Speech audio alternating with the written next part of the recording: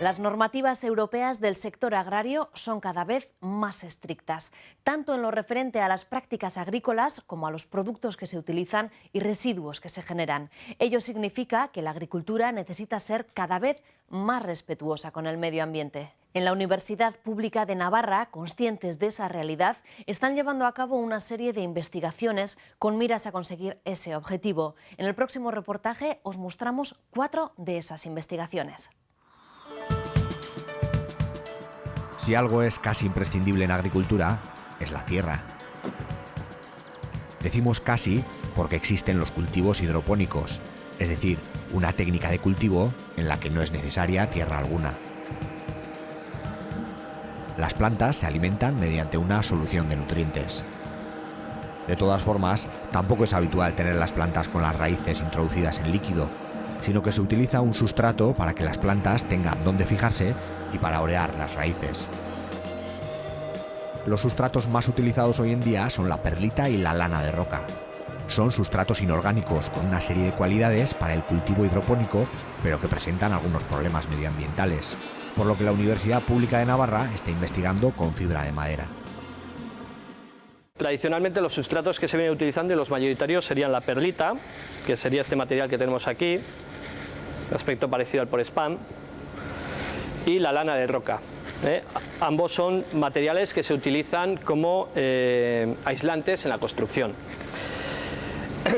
Estos materiales, el problema que presentan es que una vez terminado el ciclo de cultivo se genera un material residual inerte, que no es posible su reutilización en la agricultura y que, pues, desgraciadamente, en la mayoría de los casos tiene que terminar en un vertedero. Sin embargo, con la fibra de madera, que es la novedad que presentamos, esto sería un sustrato de origen orgánico y, al ser de origen orgánico, es posible reutilizarlo en la propia explotación agraria como una fuente de materia orgánica para los suelos de cultivo. En hidroponía también se utilizan otros sustratos orgánicos como cáscaras de diferentes frutos o cereales, pero presentan problemas por su falta de homogeneidad y estandarización. Estos otros sustratos que presentan estos problemas pues son principalmente turbas, serían también pues cáscara de almendra, cáscara de arroz, sería también fibra de coco. Que estos en la mayoría de los casos presentan el problema que he indicado de una falta de homogeneidad y una falta de estandarización, y también en algunos casos, como la fibra de coco, pues presentan un problema puesto que son materiales importados desde los trópicos, lo cual pues conlleva una insostenibilidad medioambiental por el transporte que lleva asociado. Este equipo de investigación de la Universidad Pública de Navarra utiliza los residuos de serrería como materia prima, concretamente los costales. Una vez homogeneizado, estudian cómo crecen las plantas en él, las cualidades físico-químicas que presenta y las posibles interacciones con las plantas cultivadas. Pero sea cual sea el sustrato, las plantas necesitan alimento para poder crecer. Por eso se les aportan abonos o nutrientes. El nitrógeno es un componente esencial en estos abonos. El nitrógeno es un componente esencial de los organismos vivos y obviamente la planta es la fuente inicial de nitrógeno para nosotros. Lo que ocurre es que un exceso de nitrógeno puede ser perjudicial tanto desde el punto de vista de corrientes fluviales que producen excesos de algas y demás, como pérdidas de óxido de nitrógeno que van a la atmósfera, y también porque si el nitrógeno se acumula en hortalizas de hojas puede causar problemas de salud humana. Partiendo de esa base, el equipo de César Arrese estudia la eficiencia de las plantas en la fijación del nitrógeno. Factores como el clima o el agua disponible son muy importantes. Evidentemente la planta, como nosotros mismos hacemos, va a responder a cambios en el medio y por tanto no se puede considerar la utilización de nitrógeno en un medio óptimo, sino que hay que adecuarlo a las condiciones edafoclimáticas de cada una de las zonas. Nosotros no podemos trabajar, por ejemplo, con modelos que se han hecho de utilización de nitrógeno en la Europa septentrional, por ejemplo, ¿no? Entonces hay que adaptar esos modelos que tenemos a las condiciones particulares de nuestro entorno.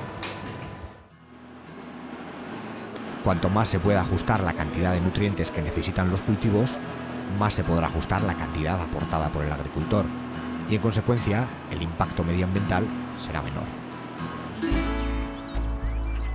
Otro factor que también condiciona el crecimiento de las plantas son las plagas a las que debe enfrentarse. Cuando se trata de insectos, suele ser necesario aplicar insecticidas. Es aquí donde nos encontramos ante otro posible problema de contaminación.